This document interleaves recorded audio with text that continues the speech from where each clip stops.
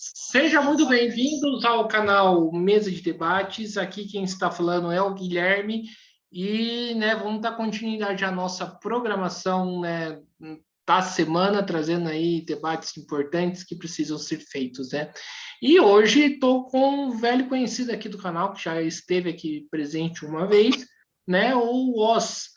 E desta vez vamos dar continuidade para falar do nosso tema sobre racismo, relação do racismo com o capitalismo, não só escutando ativistas do movimento negros, intelectuais que estudam sobre essa questão, mas também escutando o que os partidos de esquerda têm a dizer sobre esse importante tema. Então, o primeiro convidado, desse grupo de partidos é o Oz, ele que, para quem não conhece, ele é do POR, Partido Operário Revolucionário. Então, Oz, para quem não te conhece, se apresente.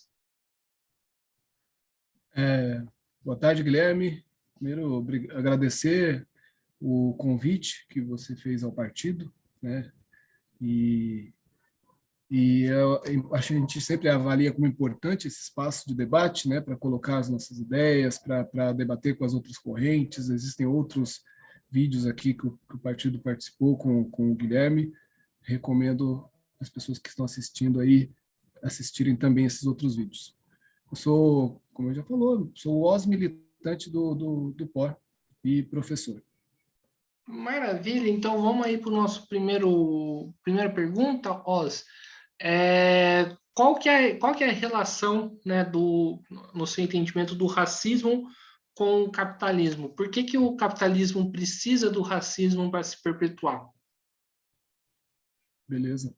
Eu vou fazer, antes de responder a sua questão, uma pequena digressão, na verdade, começar com uma homenagem, porque hoje, dia 21 de janeiro, está fazendo aí 98 anos da morte de Lenin, Então, acho que cabe essa menção importante aqui, 98 anos que morreu um dos maiores revolucionários da história, se não o maior. E homenagem a gente está vendo muitas, aí pela internet, nas redes sociais, a gente vê muitas postagens sobre isso, mas eu acho que mais do que fazer uma homenagem em geral, abstrata, é colocar que a importância de Lenin e do leninismo está não nos aspectos históricos apenas, mas na assimilação que os partidos, as organizações militantes fazem do leninismo e na sua aplicação prática, na realidade concreta que a gente vive. Então, ou seja, os ensinamentos do leninismo como um todo,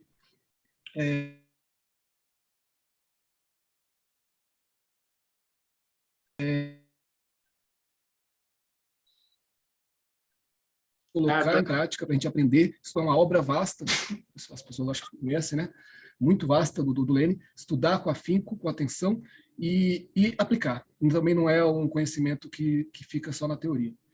E aí, vinculando essa homenagem, esse comentário que eu estou fazendo sobre os 98 anos da morte de Lenin, com o nosso tema, eu quero destacar bem rapidamente, bem brevemente, 3 aspectos do leninismo que eu considero importante e que se relacionam com a questão racial, com o debate racial.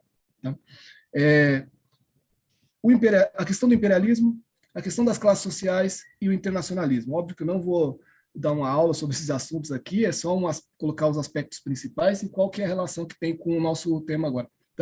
O imperialismo, Lenin escreveu um dos livros mais importantes sobre esse tema, que é Imperialismo, Fase Superior do Capitalismo, onde ele coloca todas as características fundamentais daquele período que ele estava vivendo ali, em que se consolidava, de fato, uma fase nova do capitalismo, saindo da fase liberal, da fase mercantil, para a fase imperialista. Essa fase tem uma série de características diferentes da fase anterior. Marx não elaborou sobre isso, Engels não elaborou sobre isso, porque não estavam nessa fase ainda, embora eles tenham colocado aspectos do imperialismo, mas ainda não estavam nessa fase. E o Lenin, então, é quem elabora com a precisão marxista esse conceito. Essa fase nova do capitalismo, que é o imperialismo, essa fase que já dura aí mais de 100 anos, é a fase dos monopólios, de controle dos monopólios, é a fase do capital financeiro, é a fase das revoluções, das contra-revoluções, é a fase que a partilha do mundo já se esgotou, é a fase que não cabe mais reformas progressivas no capital. Não existem mais burguesias liberais, burguesias progressistas que vão fazer revoluções democráticas e conceder avanços, direitos para as massas, para os trabalhadores. Então, esse último aspecto que acabei de falar é o que se vincula com o aspecto da questão racial, e a gente vai debater mais para frente, eu vou voltar a isso, vou lembrar disso. A questão das classes sociais, rapidamente, só mais os dois aspectos do leninismo. A questão das classes sociais, que o Lenin levava muito a sério a questão da precisão na caracterização das classes sociais na hora de dar a resposta a um problema político. Então, o problema racial, que é um problema político, a questão racial, né, a questão da opressão racial, é um problema político, ela não, assim como qualquer outro problema na luta de classe, na sociedade, não pode prescindir da análise precisa das classes sociais. Então, o Lenin falava isso, e eu gosto muito dessa frase, que está lá naquele texto, As Três Fontes do Marxismo, que os seres humanos eles sempre foram e continuarão a ser vítimas do próprio engano e do engano dos outros, enquanto não aprender a identificar por trás de todo discurso, por trás de todo discurso moral, religioso, político, por trás de cada ação, o interesse de uma ou de outra classe. Então, esse é outro aspecto que eu quero colocar aqui, que vai percorrer nosso debate inteiro aqui sobre a questão racial. E, por último, o internacionalismo. Lenin defendeu com afinco o internacionalismo proletário. A gente não pode, né, na luta de classes, imaginar só o nosso país, olhar só para o nosso país, acreditar que a realidade da classe operária no Brasil é a realidade geral no mundo, não é? Então, ele lutou muito com relação ao internacionalismo, a ponto de perceber que precisava ser fundada a Terceira Internacional, que, com muita luta, eles conseguiram fundar a Terceira Internacional, e no 4º Congresso da Terceira Internacional, que aconteceu em 1922, existe uma resolução sobre a questão racial. E por que, então, eu estou falando isso? Porque no último congresso da Internacional, que o Lenin participa, foi aprovada uma resolução que abarca a questão racial, a questão dos negros, especificamente. Ou seja, os marcos do marxismo para a questão racial estão dados desde 1922, no 4º Congresso da Internacional, o que significa que a gente não precisa inventar nada. O que a gente precisa é assimilar essas ideias e aplicar na nossa realidade concreta e na especificidade do Brasil, mas não inventar a roda, inventar novas respostas em relação à questão racial. Ela já está dada no 4º Congresso da Internacional. Então, você vê 3 aspectos do leninismo, os 3 estão vinculados, bem vinculados à questão racial, que a gente vai discutir ao longo desse debate aí. Já que você citou, né, essa questão, então vamos ir para a próxima pergunta, né? Um dos temas que a esquerda, de modo geral, debate bastante é a questão do identitarismo, né? Muitas das vezes os setores mais marxistas, né, combatem, né, esse tipo de pensamento, né? Eu queria que você fizesse uma avaliação do identitarismo, né? Porque isso também abrange, né, a questão negra, a questão racial. Com certeza. Esse é um dos problemas que existe na questão da luta das massas negras, né? Que são as respostas que são dadas. E são muitas respostas que são dadas em relação à opressão. Acho que antes de falar de identitarismo, a gente precisa ver concretamente a situação das massas negras no Brasil, que é de uma profunda barbárie, né? Uma miséria absoluta, praticamente absoluta. A absoluta maioria dos trabalhadores é composta no Brasil dos negros, que sofre com a barbárie da exploração capitalista do trabalho, sendo a maioria do exército industrial de reserva, aqueles que estão, né, fora da produção social, disponíveis para o capital, para ser explorado pelo capital. A violência policial é um traço distintivo da situação dos negros no país, né? Eu acho que não precisa a gente repetir os dados, eles estão todos aí disponíveis, né? Recentemente saiu um relatório muito bom chamado Pele e Alvo, que vai mostrar a questão da violência policial em diferentes estados do país, e aí eu daria destaque aqui para o Rio de Janeiro ir para alguns estados do Nordeste, como Ceará e Pernambuco, que os dados são estarrecedores mesmo, 90% das mortes pelas mãos da polícia no Rio de Janeiro é de negros. Em Pernambuco, o número dobrou nos últimos anos, no último período, e chega a ser 97% dos assassinatos pelas mãos da polícia ser de pretos e pretas. Então, acho que esse elemento já está bem esclarecido, que a situação dos negros é de barbárie mesmo. E aí as respostas que aparecem, né? Uma das respostas é essa resposta identitária. Existem as respostas reformistas, que vão colocar que o que precisa é ter um combate ideológico ao racismo, e que precisa ter uma educação antirracista, e que precisa ter a punição para as situações de racismo. E existe a resposta proletária, né? Que eu acho que é a que a gente precisa focar aqui e explicar com bastante cuidado, porque é a que pouco aparece no movimento negro, né? A gente depois acho que precisa discutir também essa questão do movimento negro especificamente, das suas direções, mas ela pouco aparece, a resposta proletária. E aí o que tem a ver a resposta proletária com a situação dos negros? Tem tudo a ver, porque na composição social do Brasil, na sua formação histórica, que está enraizado no escravismo, nos mais de quase 400 anos, né? Mais de 300, quase 400 anos de escravismo no Brasil, a formação da força de trabalho no país é de maioria absoluta de negros. A transição do sistema escravista para o capitalismo, né, o capitalismo no Brasil implantado de fora para dentro, ele tem na sua raiz a opressão racial, e após o fim da escravidão, a transformação dos negros escravos em escravos assalariados, no trabalhador assalariado. Formou, então, com os antigos escravos, se formou a classe operária no país, né?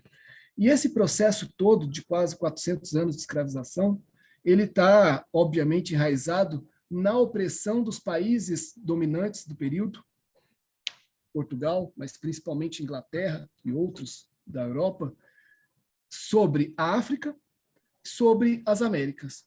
Sobre a África, no sentido das invasões, das incursões e do saque mesmo, tanto de matéria-prima quanto de força de trabalho, e essa força de trabalho que é transportada para as Américas para formar aqui a força de trabalho nas Américas.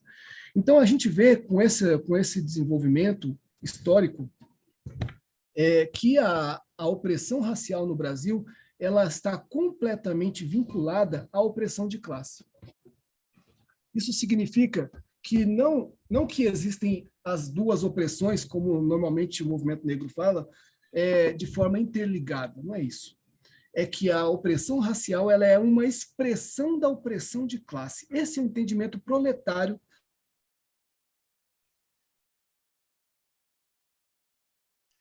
Deu uma travada aí no vídeo do Oz, né?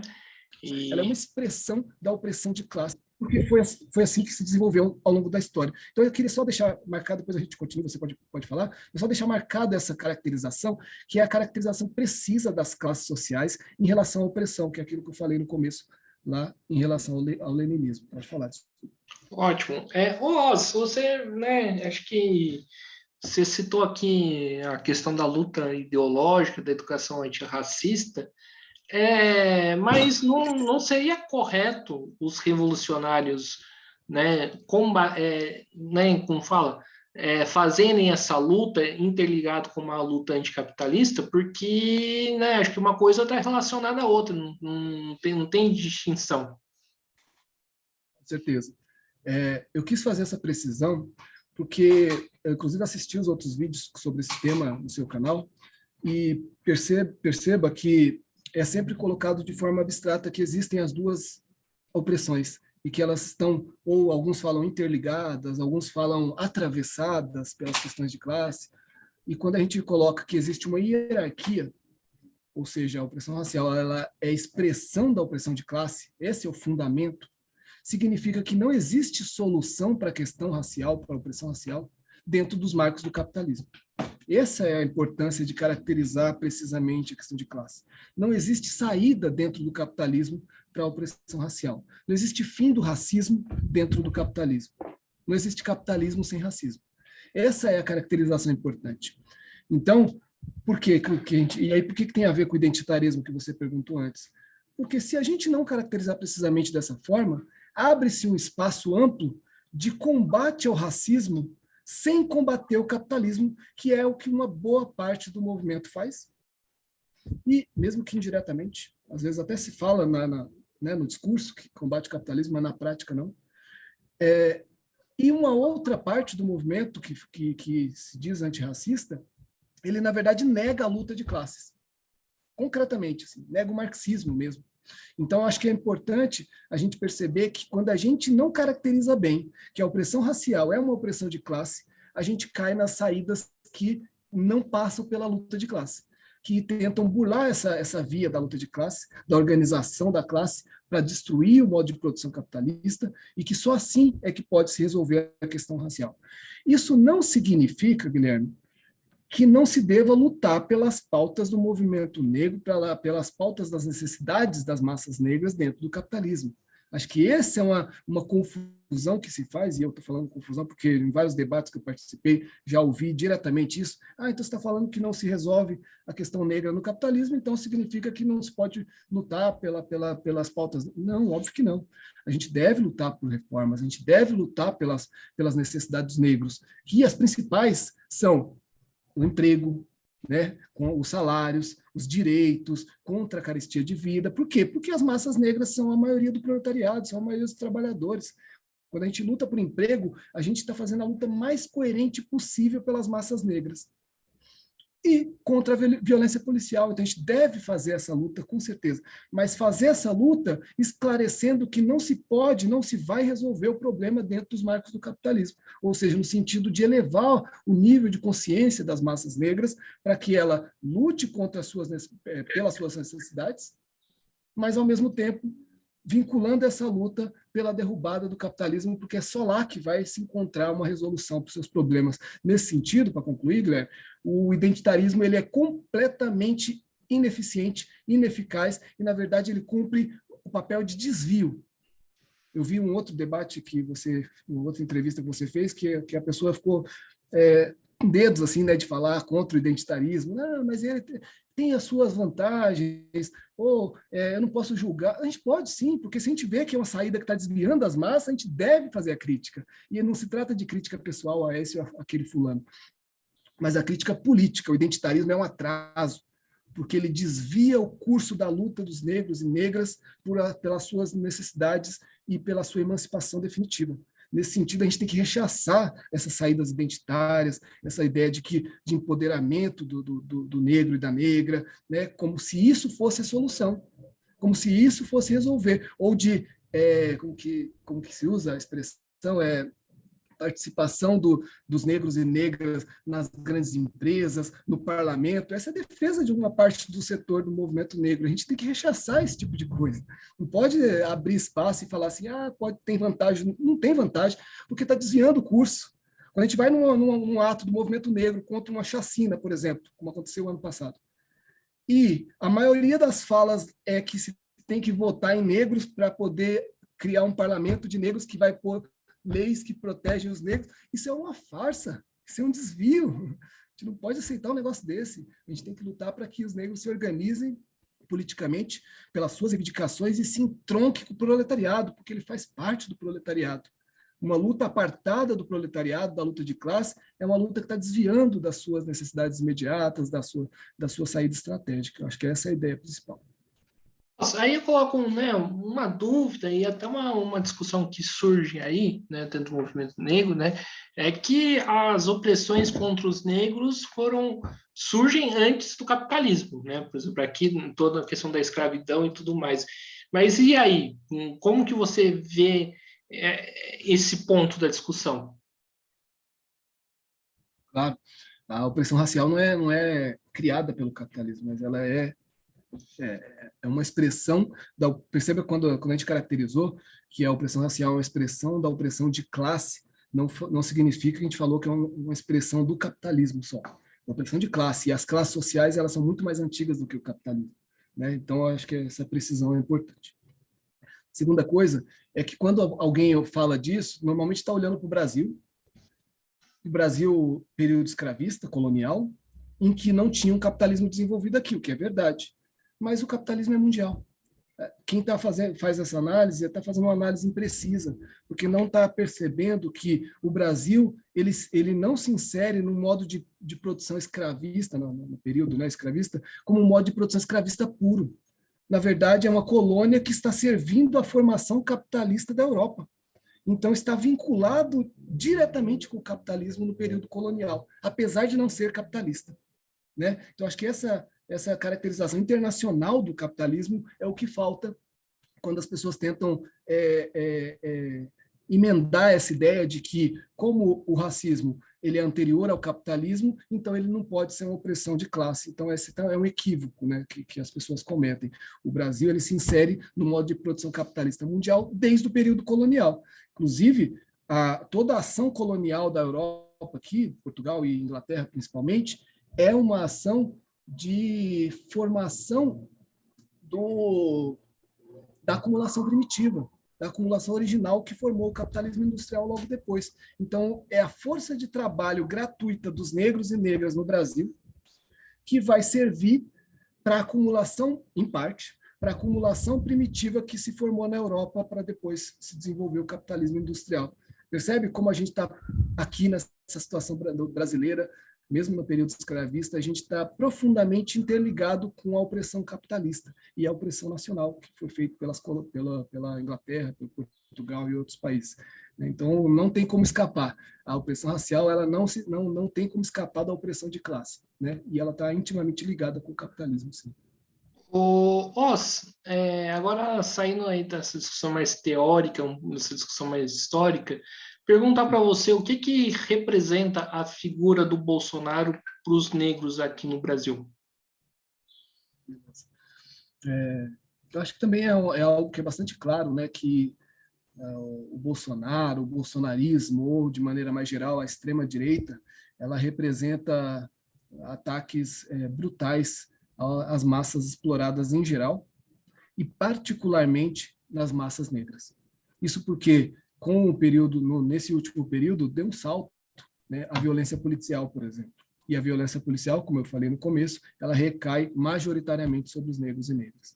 Então, nesse sentido, o Bolsonaro e o bolsonarismo é de uma ameaça escandalosa mesmo às massas negras, aos trabalhadores pretos e pretas. Então, não tenha dúvida disso. A extrema-direita, de maneira um pouco mais geral do que o Bolsonaro, ela também, né, vai atacar, porque ataca, além do ataque material, né, as condições de vida, as condições de emprego, de formação, etc., etc., ela vai também ter o ataque ideológico, né, que foi algo que a gente viu muito forte também nos últimos períodos aí, que é o ataque ideológico, a questão do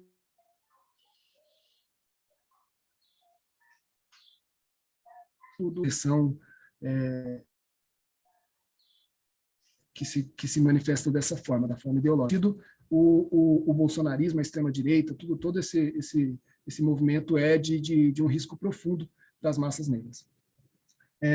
Para além disso, para deixar a resposta mais completa, é preciso dizer que a direita, que não é a ultradireita, ela também é um risco e ela também é profundamente violenta contra as massas negras. Não existe a gente não pode conceder nem 1 milímetro de tranquilidade para a direita que não seja a ultradireita, porque essa separação que tem sido feita ultimamente tem servido com a interesses eleitorais mesmo, né? Separar a direita da ultradireita, porque aí você tem uma parte da direita que se deve apoiar. E não, de forma nenhuma. Essa direita é aquela que promove todos os ataques que foram sofridos no último período pelas massas negras também. A gente pode colocar concretamente as contrarreformas que foram colocadas, né, no governo Temer, por exemplo, a reforma trabalhista, reforma previdenciária, PEC do teto, lei de terceirização, todas essas contrarreformas, elas expressam um ataque direto às massas negras. Ainda que não seja de forma ideológica, eu acho que esse é um problema, porque quando o ataque às massas negras não se expressa de forma direta, parece que não tem a ver com os negros e negras, né? Quando, no fundo, a reforma trabalhista ataca majoritariamente as massas negras. Por quê? Porque é a maioria dos trabalhadores simplesmente por isso. Como atacou a massa de trabalhadores, a reforma trabalhista, atacou de forma mais brutal os negros e negras. Né? Então, a direita liberal, a direita que não é a ultradireita, também deve ser feita o combate à crítica. E, para concluir, não se deve também conceder nem 1 milímetro de vantagem, né, quando se faz a crítica à esquerda reformista, que ocupa o poder do Estado e que se veste de uma máscara antirracista e de um discurso antirracista, quando na prática não contribui 1 milímetro para a solução dos problemas dos negros e das negras. Não contribui. E a gente tem que dizer isso claramente, porque senão acredita-se, cai no conto de fada, de que o reformismo ele é antirracista e que, por isso, a solução para os negros e negras é apoiar as saídas reformistas. E quando a gente fala reformismo, a gente está falando bem claramente, né? Você sabe que o POR não tem essa de ter dedos de falar, colocar o nome dos bois, a gente está falando do reformismo institucional, que é o petismo, que é o PT, que é o PCdoB, o PSOL, esses partidos que controlam o movimento de massa no país e que desviam o curso de luta das massas negras para as saídas institucionais, para as saídas legais, para o judiciário que é racista, para o parlamento que é completamente racista. Eles desviam o curso da luta. Então, a gente também não pode conceder. Então, a crítica a Bolsonaro, como eu fiz no começo, deve ser feita à ultradireita, né? Mas deve ser feita à direita também, e deve ser feita ao reformismo de esquerda também, porque eles não contribuem. E aí eu vou terminar esse bloco com um exemplo concreto, para não ficar só numa coisa que parece que é um discurso, né? Tipo, discurso pronto, que não tem embasamento no movimento real. Ano passado, 2020, no meio da pandemia, completou 10 anos do Estatuto da Igualdade Racial. Estatuto que foi aprovado em 2010, governo Lula, uma das últimas ações aí do governo Lula, foi aprovado o Estatuto da Igualdade Racial. Quem se lembra, o pessoal que está assistindo aí, e se lembra lá de 2010, quando foi aprovado, foi uma ampla comemoração do movimento negro, porque estava sendo aprovado um documento que colocava as bases da luta contra a opressão racial e que o governo do PT naquele momento e os próximos, que foi também o governo do PT, aplicaria uma série de medidas que estava colocada no Estatuto da Igualdade Racial e isso resolveria a situação dos negros. 2020 chegou, fez 10 anos do Estatuto da Igualdade Racial, o Lula fez uma live com o Paim e com outros em comemoração ao Estatuto, aos 10 anos do Estatuto. E assistam, recomendo assistir para não ficar só na minha crítica. Assista essa live que deve estar disponível no YouTube. Não teve uma coisa só que o Lula pudesse colocar concretamente que o Estatuto da Igualdade Racial em 10 anos tenha resolvido. A questão do emprego, a questão das condições de vida que estava colocada lá nesse documento, que teria feito políticas para melhorar, piorou. Os negros estavam em situação pior de emprego. A questão dos salários, estavam ganhando, nesse período, a gente fez uma análise, né, do documento e da situação concreta, estavam ganhando menos nesse período, ou seja, significa que o Estatuto não resolveu essa questão. Era a maioria, em 2020, continua sendo, a maioria de desempregados, então não resolveu essa questão. A violência policial não diminuiu, ela aumentou. O Estatuto não resolveu essa questão. O encarceramento da juventude negra, que inclusive ela deu um salto no governo Lula, né? Se vocês olham o gráfico do encarceramento da juventude negra nos primeiros anos dos anos 2000, ela dá um salto. Também não mudou em 10 anos o Estatuto da Igualdade Racial. A única mudança que teve em 10 anos foi um pequeno acesso maior dos negros e negras nas universidades públicas. Essa foi a única coisa que se pode dizer concretamente que teve, e que foi uma pequena parcela diante da necessidade das massas negras de ingressar nas universidades. Então, ainda assim, não foi suficiente, mas isso pode-se dizer. Perceba, então, que em 10 anos, um documento não resolveu nada. Isso porque o papel aceita tudo. Ou seja, você pode colocar o que quiser no papel, aplicar na prática, na realidade concreta, no desenvolvimento do capitalismo e na fase imperialista, e agora vincula com aquilo que eu falei lá no começo, na fase imperialista, que é a fase que não permite reformas progressivas no capital, ou seja, não é permitido com que se faça reformas que vá aliviar a vida das massas negras, porque é a fase de decomposição do capital. Então, nessa fase, não é possível acreditar que a saída das nossas necessidades vai ser pela via parlamentar, pela via eleitoral ou pela via dos documentos, dos projetos, como o Estatuto da Igualdade Racial. Então, você vê, é concreto, né? Deu um elemento muito concreto de que o reformismo ele não resolve, ele é um atraso na nossa luta. E né, de fato, tem muitos elementos aí que concordo, né, mas tem uma preocupação, né, a gente está falando do governo, né, que que eu também tenho a mesma caracterização, que é um governo burguês e tudo mais, mas é um governo que, por exemplo, por sua vez, aprovou as cotas, né, algo que é bastante reivindicado, né, pelo movimento negro, né? E algo que eu acho que se uma vez, por exemplo, um governo Bolsonaro tenta tirar as cotas, nós teríamos que defender, né, as cotas, né, na minha avaliação. E a pergunta que eu faço é, em contrapartida a esse programa, o que o POR propõe, né? Porque a gente tem que propor algo mais à esquerda do que foi colocado. Eu não diria que se trata de colocar algo mais à esquerda, porque aí parece que é uma ideia de esquerdizar alguma coisa que foi feita pelo reformismo. E isso é a coisa que os centristas costumam fazer, né? Que é tem uma pauta do reformismo, ele vai lá e esquerdiza, coloca mais à esquerda, mas não é isso. O que a gente vai defender é que se a ultradireita não é saída, se a direita não é saída, se o reformismo de esquerda não é saída, o que é saída? Parte, então, de toda a caracterização que a gente fez antes. Percebe? Quando a gente faz uma caracterização teórica, ela não pode servir só de um documento, de uma ideia que fica lá no livro, no papel. Ela tem que servir para aplicação prática na realidade que a gente vive. Então, quando a gente faz a caracterização de que a opressão é de classe, significa que a luta das massas negras, as necessidades dos explorados, negros e negras, ela não pode ser resolvida nos marcos do capitalismo, porque estamos numa fase de decomposição do capitalismo, não existe mais reformas progressivas, e nesse sentido, então, cabe lutar pela revolução proletária e pela destruição desse modo de produção.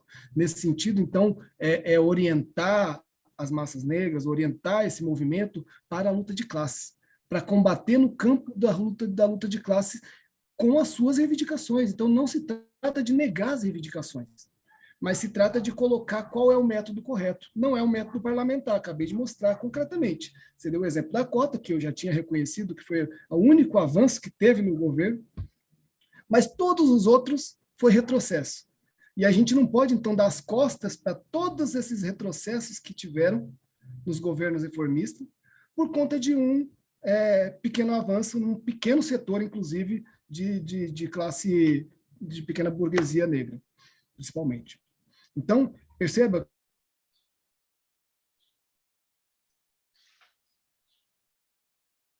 Tem uma travada aqui, já o Walls volta, né? Se essa não é essa, é combater no campo da luta de classe. Desculpa, acho que travou um pouquinho, né? Pode.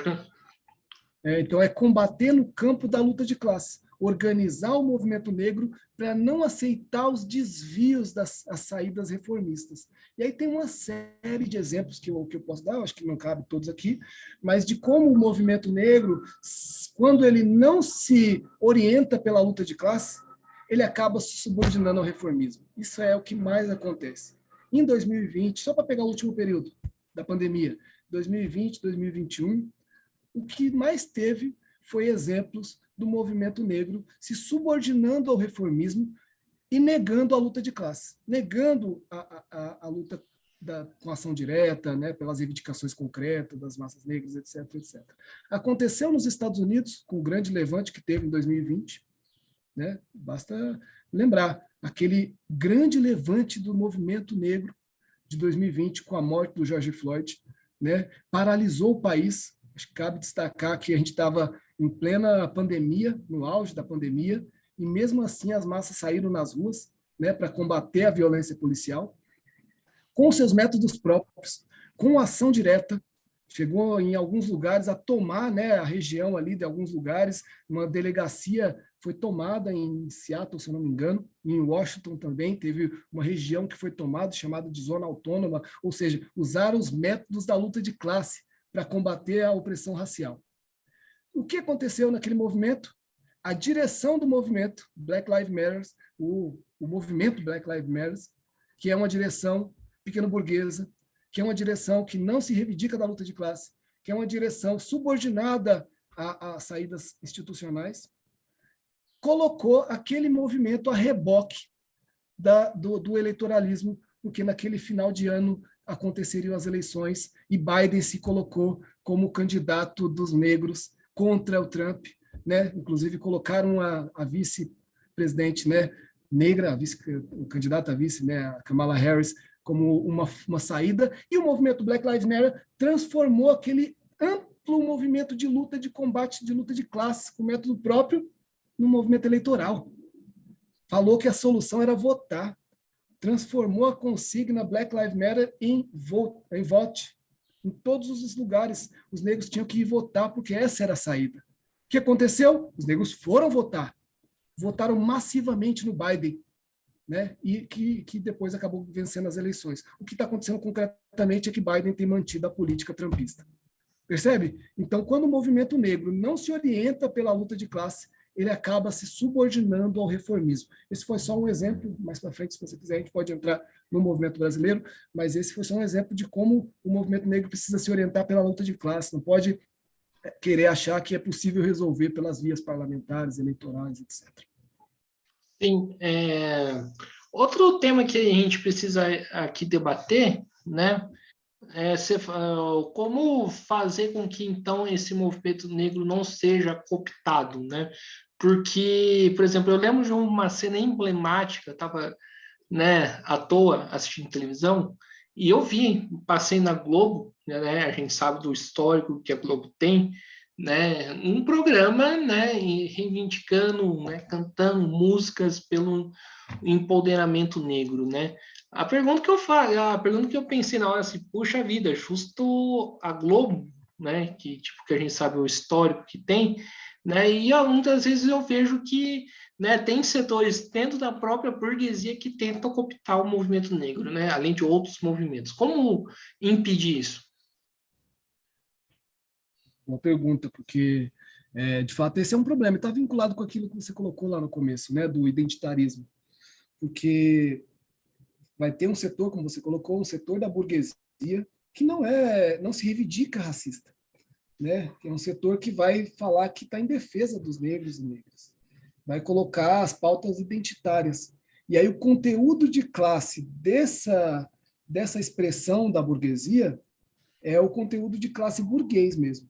Então, apesar de estar falando em defesa dos pretos e pretas na TV, na Globo, como você deu o exemplo, é um conteúdo burguês, que não serve às massas exploradas negras. Normalmente, eles vão se pautar, eles vão se limitar à questão ideológica, né? Ao combate ideológico. Ou seja, não pode se expressar de tal forma, não pode falar tal palavra, não pode promover certa ofensa, e óbvio que a gente fala que não pode mesmo, mas a questão é que esse é a gota d'água, né? A gota d'água não é a ponta do iceberg, né? Colocando melhor a metáfora. É a ponta do iceberg, porque o problema concreto das massas exploradas pretas é o problema material, é a opressão material, é ser parte do exército industrial de reserva, é a maior parte, está fora da produção social, é a maioria dos que estão morando na rua hoje. Essa é a violência sobre os pretos e pretas. Quando a gente transforma a luta antirracista numa luta meramente ideológica, a gente concretamente não está ajudando as massas negras. A gente tem que perceber isso. Vou dar um exemplo. Você falou da Globo, que é óbvio um caso até meio óbvio de que é um oportunismo, né? De uma pauta que não é deles, que não é da burguesia, né? Então é um oportunismo mesmo. Você deu esse bom exemplo. Agora, acontece esse mesmo problema em setores que não deveria acontecer, que é na luta direta mesmo do movimento negro. A gente foi o ano passado, no 20 de novembro, né, Dia da Consciência Negra, que tem os atos no Brasil todo, a gente participou em São Paulo, e das dezenas de falas que se colocaram no carro de som, dá para contar nos dedos de uma mão aqueles que defenderam emprego. Qual que é o problema, então, aí?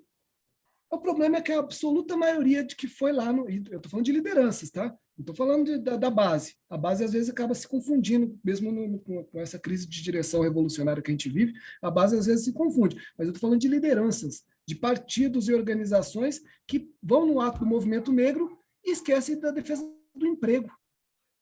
E fica no combate ideológico, né? No combate só sobre a opressão verbal, a forma de manifestação de opressão racial verbal, etc, etc.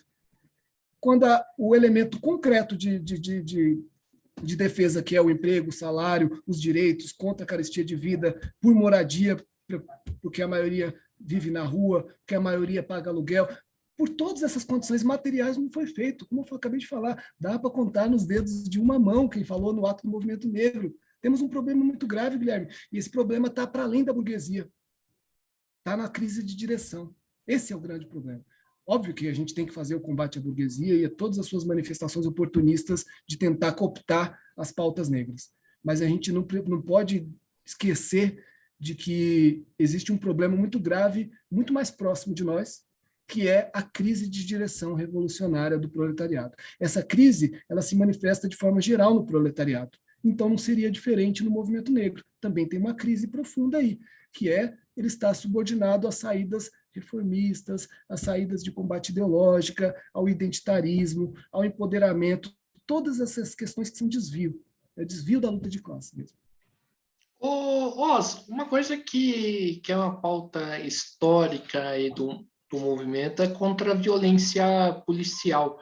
Né? Eu queria que você falasse sobre isso, eu queria que você falasse de uma outra questão que me incomoda um pouco, né, que o pessoal pede a desmilitarização da polícia, né? Eu queria que você falasse sobre isso e sobre a violência policial de modo geral. Beleza. A questão da violência a gente falou um pouquinho no começo, né, dos dados, eu não vou repetir agora, o que mostra que concretamente existe uma violência superior em relação aos negros do que em relação a outras etnias. E aí, a gente precisa, então, pensar em qual é a resposta política que se dá diante dessa violência policial. Né? E a resposta do movimento negro organizado é a mesma do reformismo. Por isso que eu falei que essas duas coisas não tem como a gente desvincular. Elas estão ligadas mesmo. É a mesma. Uma delas você já acabou de falar, que é a bandeira de desmilitarização da polícia, algo que é completamente possível dentro do modo de produção capitalista, porque a polícia é o braço armado do Estado.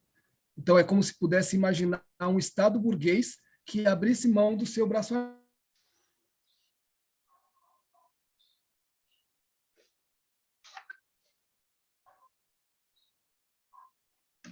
deles. Então, a burguesia abre mão do próprio essa bandeira. Outra bandeira que é colocada pelo movimento é a de controle social da polícia. Inclusive, a Coalizão Negra por Direitos, que é hoje o movimento negro organizado no Brasil, o maior movimento negro organizado do Brasil, Coalizão Negra por Direitos, que nasceu recente, tem poucos anos, e já nasceu atrelado ao reformismo.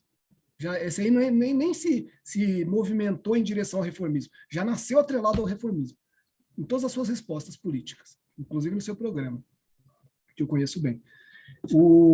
Essa organização, a Coalizão Negra por Direitos, responde politicamente no ato, por exemplo, que teve do massacre do Jacarezinho, a chacina do Jacarezinho, né, que a gente participou.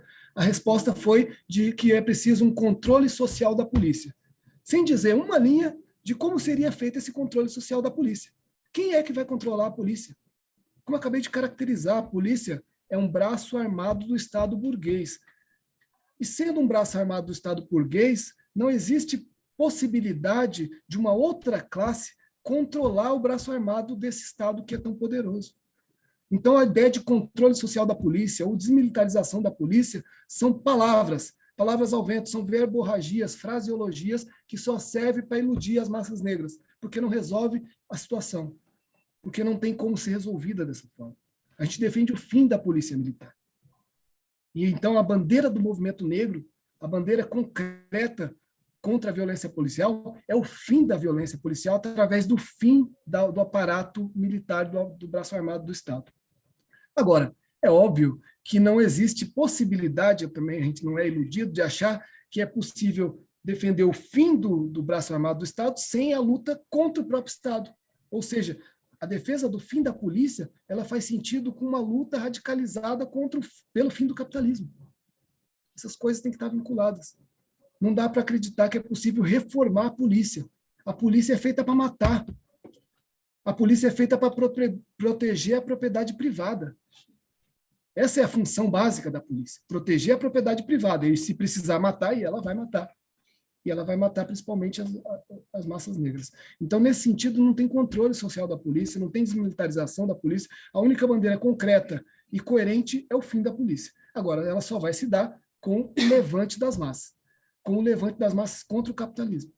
Então, percebe que se a gente desvincular as coisas, acreditar que é possível lutar contra o racismo sem lutar contra o capitalismo, a gente vai estar colocando toda essa massa oprimida num beco sem saída. Porque ela vai lutar por bandeiras que não são realizáveis, vai lutar por reformas que não são possíveis, por conta do modo de produção capitalista na sua fase imperialista, vai lutar por projetos que não dão resultado, como o Estatuto da Igualdade Racial, vai lutar por coisas que não fazem sentido e que não resolvem. Todo o nosso esforço, você, como militante marxista, que eu conheço, comunista, todos os militantes que se reivindicam do marxismo, os partidos que se reivindicam do marxismo, deveriam colocar todos os seus esforços para organizar o movimento negro na luta de classe. Formar o Partido Revolucionário, formar o Partido do Proletariado, porque as tarefas democráticas que não foram cumpridas pela burguesia brasileira, como o fim da opressão racial, tem várias outras, só para dar um exemplo.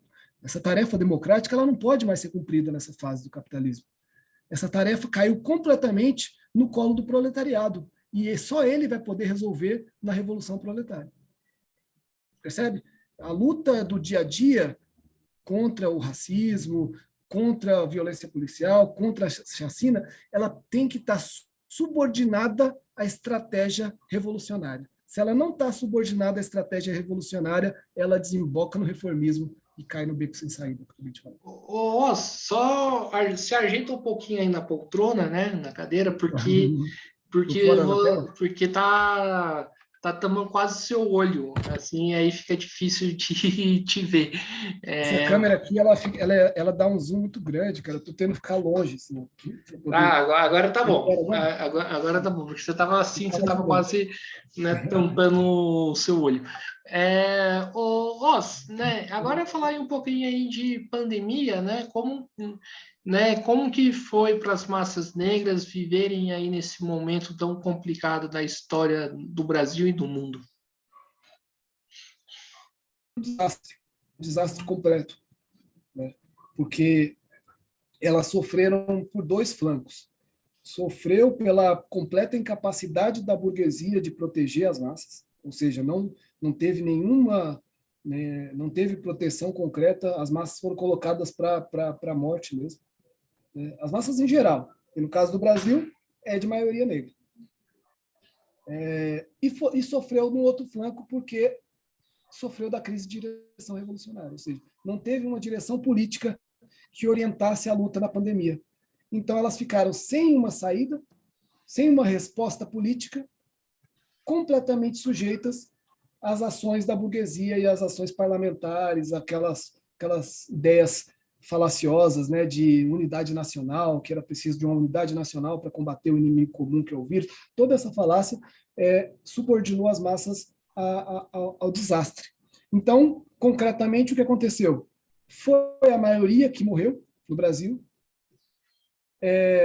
Várias pesquisas foram publicadas mostrando que a chance dos negros morrerem pela pandemia, pela Covid, é muito maior, né, 1,5 vezes do que a dos brancos.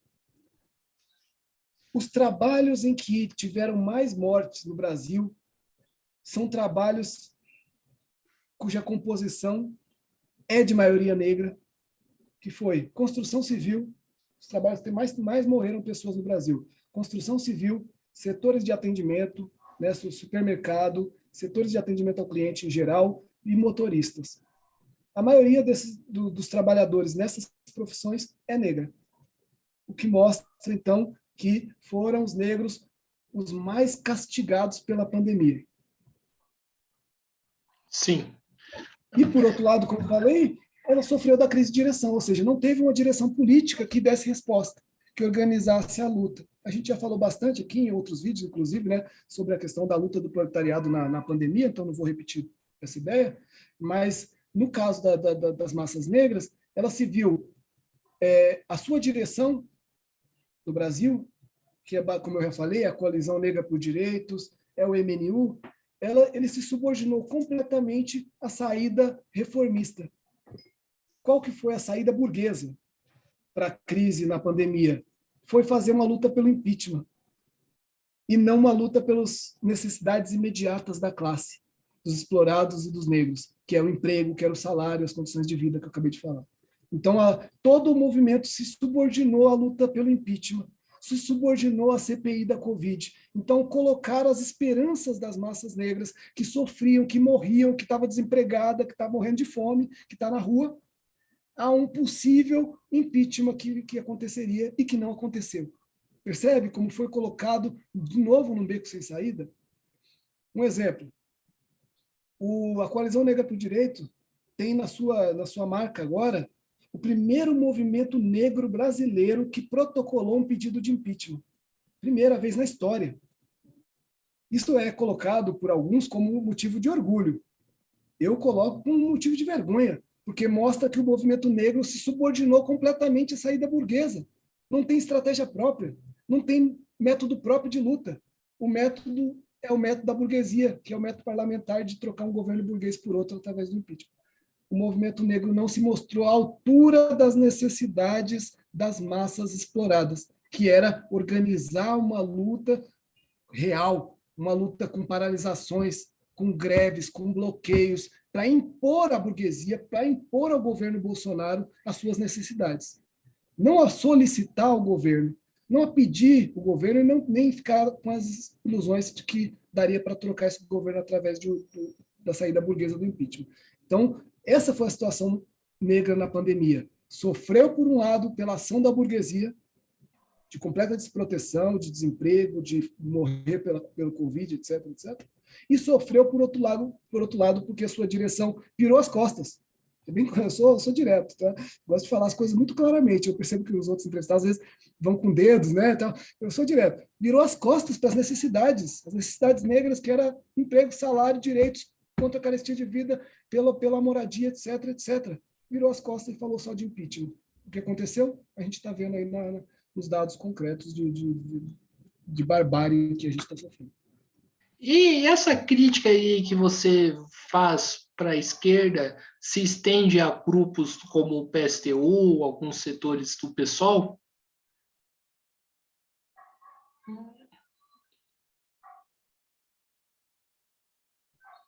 Opa, tá escutando? Estamos aqui com mais um problema. Desculpa, travou um pouquinho, mas agora eu estou ouvindo, pode falar. E essa crítica que você faz à esquerda se estende também a grupos como o PSTU, as correntes, digamos assim, mais à esquerda dentro do PSOL? Acho que são críticas diferentes, né? A gente de forma nenhuma faz críticas iguais, generalizadas. Acho que tem que ser concreto em cada situação, em cada organização, etc. O que muitas organizações de esquerda, da esquerda que se reivindica do marxismo e que a gente deve sim fazer a crítica, é que ela se subordinou, elas se organizaram de tal forma a não fazer uma clara caracterização de classe do racismo. Isso acho que é a primeira coisa que eu preciso colocar aqui. Pouquíssimos lugares você vai encontrar uma clara definição sobre a opressão racial como sendo manifestação da opressão de classe, como eu acabei de fazer aqui. E aí, isso gera respostas políticas que podem ser equivocadas. né? Se você não caracteriza corretamente, você vai dar uma resposta política que também não é correta, que às vezes não é como do identitarismo burguês, essa questão do empoderamento. Tenho certeza que essas correntes elas rechaçam essa saída, mas elas caem em outras respostas que são de luta das massas negras na forma de que seria possível resolver essa opressão sem resolver a opressão de classe, né? E aí é um erro. Então, acho que tem que ver concretamente qual que é a política desenvolvida por cada uma dessas organizações que você falou, né? PSTU, Correntes de Esquerda do PSOL, MRT, etc. Ver concretamente qual é a sua política para a gente poder fazer a crítica, né? Não fazer uma crítica abstrata em geral, né? Sim, e caso Marielle Franco, né? Desde quando aconteceu aquele absurdo, né, do assassinato de uma vereadora de esquerda, né, no Rio de Janeiro, muitos setores da esquerda associaram essa questão com a questão do racismo. Você vê dessa mesma maneira, vê de maneira diferente? Como que você vê o caso Marielle Franco? Acho que está claro que tem um componente racial aí, mas resumir o assassinato de Marielle a uma questão racial seria extremamente limitado. Acho que a gente tem material escrito sobre isso. Acho que depois, quem quiser pode consultar no site do POR materiais mais aprofundados sobre essa questão. Mas ali tem uma expressão, apesar do conteúdo político ser um conteúdo político reformista, do PSOL como um todo e da Marielle em particular, mas ela fazia um combate direto a setores da burguesia e setores da direita e da ultradireita. Um combate bastante explícito, né? De fato, demonstrar demonstrar os ataques que eram promovidos por esses setores. Então, ela se colocou concretamente em choque com esses setores. E aí, a resposta foi no assassinato. Então, acho que não se resume a uma questão racial. De fato, a gente tem uma série de outros parlamentares negros que estão hoje aí, que já estiveram, e não aconteceu a mesma coisa. Ela aconteceu porque, de fato, foi colocada ali uma série de denúncias e de críticas corretas, inclusive muitas delas, a setores do policiamento da burguesia, mas a burguesia vinculada às polícias, né? E aí, então, você tem uma resposta que faz parte da opressão policial que a gente já discutiu aqui hoje nesse debate. Então, acho que não dá para colocar só como uma opressão racial, que eu acho que seria bastante limitado.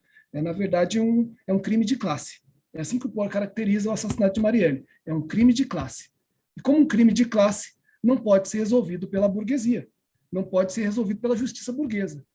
Só pode ser resolvido concretamente, de fato, por uma organização dos trabalhadores, né? Um tribunal popular organizado pelos trabalhadores em luta. Isso é a nossa defesa em relação a Marielle. Mas é isso, a gente coloca como um crime de classe. Como o racismo é uma expressão da classe, então, obviamente, está vinculado. Mas não dá para limitar o racismo. Se limitar o racismo, cai no erro.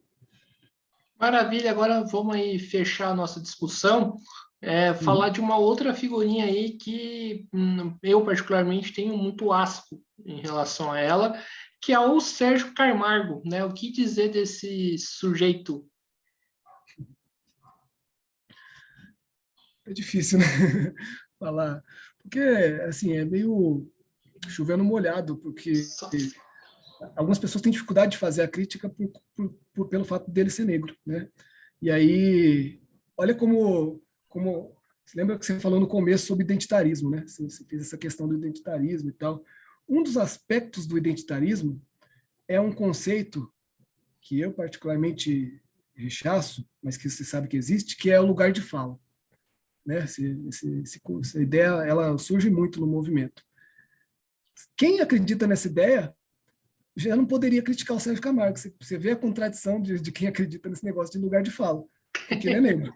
Não poderia criticar, ele está falando. Então você vê que é um erro, né, essa ideia de lugar de fala. O que acontece é que é um negro com conteúdo burguês. O conteúdo político dele é burguês. É de defesa da burguesia em todos os seus aspectos. Não sei se você viu a última dele, é de tentar mudar o nome da Fundação Palmares para a Fundação Princesa Isabel.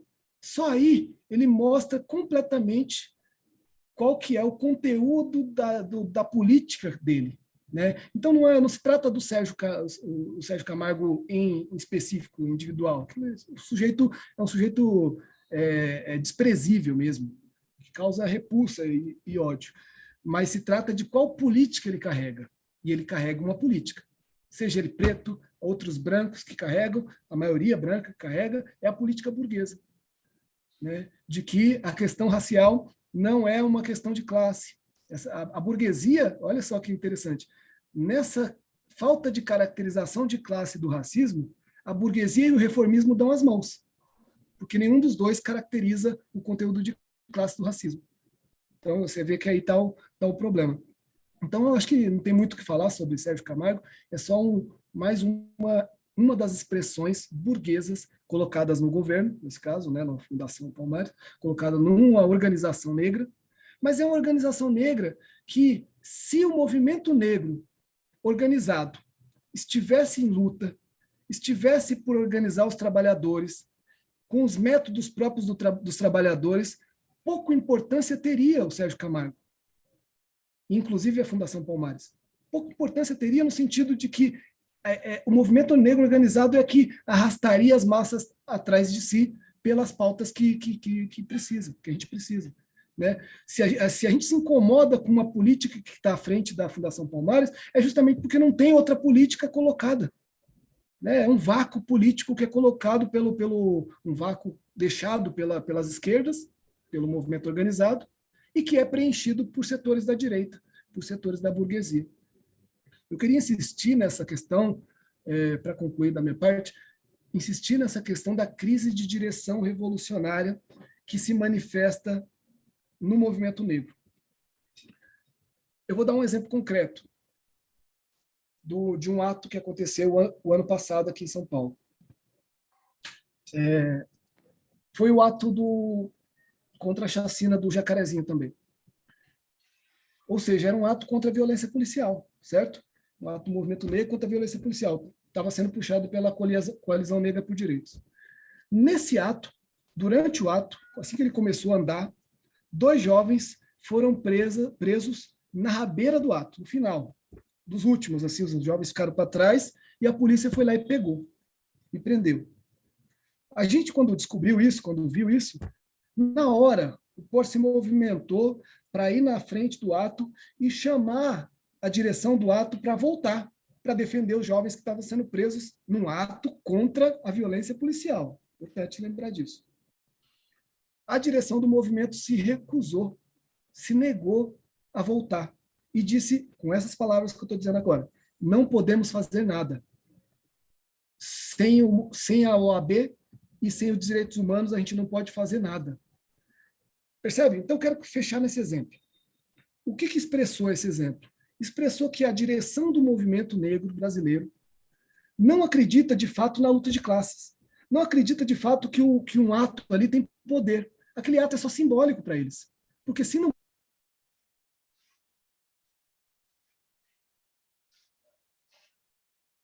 Tem uma travada aqui, já o Oz significa que aquela manifestação tem sentido. O movimento nesse processo, a gente foi até o final, né, e continuou fazendo a chamada para ir até a delegacia. No final, só o POR e alguns militantes foram para a delegacia, porque o movimento abandonou concretamente. Então, você vê com um exemplo concreto como entende a luta negra, o principal movimento hoje que temos no país. Não entende como um movimento que tenha poder, de fato, de transformar. Entende que é um movimento que serve de palanque, que serve para fazer pressão parlamentar, que serve para aparecer na mídia, mas não serve, de fato, para defender 2 jovens que estavam sendo presos numa manifestação contra a violência policial. Então, o que isso tem a ver com a Fundação Palmares, com o Sérgio Camargo? Tem a ver com o que eu falei. Quando o movimento negro não se movimenta e não preenche o espaço da luta de classes, esse espaço é preenchido pela burguesia. E aí a gente fica sujeito a pessoas odiosas como esse Sérgio Camargo, como outros elementos que existem aí na política burguesa. Então, maravilha aí, Oz. Quero aí agradecer a sua participação, né? Gostei bastante das suas contribuições, né, como que eu sempre falo aí nas outras entrevistas, a participação, né, do POR, apesar de algumas divergências que eu tenho com o partido, é sempre bem-vindas e sempre importantes, e passo aí a bola para você fazer as considerações finais. Beleza. Então é isso, eu agradeço novamente o convite, né, ao POR. Recomendo que quem assistiu, quer entender mais nossas posições, tem uma série de materiais e eu vou mostrar aqui um deles em específico. O POR tem um pouco mais de uma dezena de livros publicados, mas esse aqui particularmente, não sei se vai dar para ver aí, mas é a Resposta Marxista às Opressões. Então, foi um livro publicado em 2016 pelo partido, em que ele vai elaborar, tanto com textos nossos, quanto com textos clássicos, os clássicos do marxismo, a resposta marxista às opressões. A opressão racial, a opressão sobre as mulheres, a opressão sobre os indígenas e a opressão sobre os LGBT. Então, aqui contém a resposta marxista a essas 4 formas, essas 4 manifestações da opressão de classe. É importante, de novo, reforçar essa caracterização. Então, quem quiser conhecer mais as ideias do partido, adquire esse livro, vai atrás, conversa com um dos militantes do POR para poder conhecer esse material. Onde que eu acho? Com os militantes do partido. Qualquer militante do partido, só falar com ele, ou pelas páginas, ou pelo site, ou pela página no Instagram. Por exemplo, se eu pedir para você esse livro, você manda aí por São José?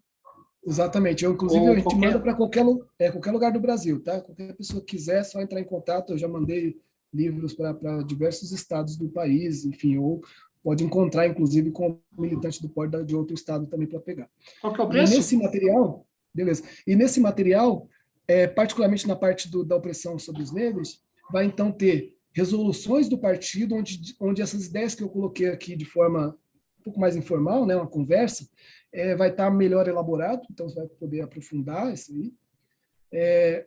Vai também ter a resolução que eu citei do 4º Congresso da Terceira Internacional Comunista, né, lá de 1922, a resolução sobre os negros vai estar lá, então é um documento histórico que deve ser conhecido por todo marxista, para não cair na ideia de que existem 2 opressões, a de raça e a de classe. Não, é uma opressão, é a de classe, que se manifesta de diferentes formas. Uma delas é a opressão racial. Então, esse texto clássico vai estar ali e vários outros materiais. Então, recomendo a leitura para aprofundar em todas essas ideias que eu falei. E para concluir, então, para fechar mesmo um pouco essas ideias todas que foram colocadas aqui, eu vou reforçar o que eu falei no começo. A gente vive numa fase do capitalismo em que não é mais permitido reformas progressivas. Não existe uma burguesia progressista que vai fazer reformas dentro do Estado, que vai garantir direitos para os trabalhadores. A gente está no contrário, a gente está numa época de contra-reformas. As reformas que aparecem são para tirar direitos, não para dar direitos. Nesse sentido, a gente precisa, então, entender que a luta racial, contra a opressão racial, ela existe e precisa acontecer, mas nunca na ilusão de que é possível resolver dentro dos marcos do capitalismo. Então, toda luta contra a opressão racial deve se subordinar, essa é a palavra, deve se subordinar à estratégia revolucionária, à estratégia de tomada do poder pelas massas exploradas e que, no caso do Brasil, é de maioria negra. Então, quando a gente fala que a revolução proletária, a gente está falando das massas negras indo para a luta para derrubar o poder do Estado burguês. É nesse sentido que a gente fala. A gente não está, então, porque eu já ouvi bastante, por isso que eu estou reforçando, já ouvi bastante que quando a gente fala de revolução proletária é como se a gente não estivesse falando da luta negra. Na verdade, a gente está falando da mesma coisa. Né? Eu queria só deixar essa ideia mais ou menos fechada aqui, mas, como eu já falei, estudem os materiais do POR para poder aprofundar essas ideias. Maravilha, Oz. Eu falei do preço do livro, falta reforçar a pergunta, quanto custa? 35. Tá? 35? Todos os materiais do partido, só perguntar para os militantes, mas está em torno dessa faixa, os livros, no caso. Temos livros sobre a pandemia, livros sobre o leninismo, que foi o último que saiu do partido, acabou de sair o livro sobre o leninismo, hoje como faz aniversário de morte, eu acho que também cabe essa divulgação, que é o Só livro mostra direito sobre que eu não consigo ver o título. Lenin, Lenin, estrategista da Revolução Proletária. E aí, então, é um livro inteiro sobre o leninismo, que é a importância toda que eu coloquei no começo, né? Então, os materiais do partido vão estar nessa faixa de preço, são materiais para sustentar o Partido Revolucionário, basicamente isso. O valor é com esse fim, né? muito bom. Quem, né, puder ir atrás e adquirir o livro, vamos, né? Então, acho que é isso aí. Mais uma vez, agradecendo ao Woz, agradecendo a você que estiver nos assistindo. Peço aí que se inscreva aí no canal Podcast Mesa de Debates de Tudo Um Pouco. Curta esse vídeo, comentem no vídeo do Woz. Se concorda, se mesmo discorda dele, vamos aí abrir esse debate, que o debate não se encerra aqui, né? Curta e comentem outros vídeos também, né? E também curta a nossa página do podcast Mesa de Debates de Tudo Um Pouco no Facebook, siga a gente no Instagram, né? Lembrando que amanhã, às 10 horas da manhã, haverá um ato para relembrar do massacre do Pinheirinhos, aqui em São José dos Campos, na frente do terreno, né, do campus dos alemães, né? É um ato importante para que marca, né, como uma demanda que o canal apoia e muito, né, que é a questão da luta por moradia, e que, né, o canal, junto com outras organizações, né, sindicatos, partidos políticos e figuras públicas, estaremos chamando essa manifestação para amanhã em frente do antigo terreno do Pinheirinhos. Então, quem for da cidade, né, compareça. Quem for de regiões próximas, seja do Vale do Paraíba, ou seja São Paulo, ou até mesmo um pouquinho mais longe, Campinas, apareçam lá, né, para poder, né, mostrar, né, para poder apoiar essa importante causa e impedir que outros pinheirinhos aconteçam. Então, fica aí o convite. Então, acho que é isso aí, pessoal. Né, vou sair agora. Hoje, como o André muito bem disse, é aniversário da Rosane Lobo de Almeida, mais conhecida como minha mãe, né? E então vou me retirar daqui. Então, até a próxima. Fui.